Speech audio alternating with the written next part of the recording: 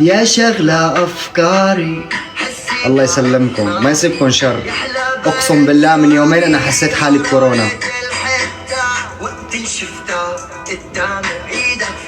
أيوة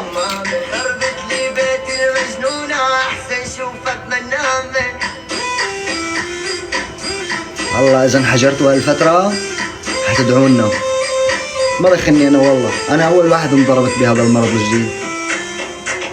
لا تلوموا هالسناقل سنقل مش يعني عاطل، يمكن هو بحبها ما بده مشاكل. لا تقولوا عني جاهل عن حبي ماني سائل، حتى ما بهدل بنت الناس زيدوا اسمي عالسناقل.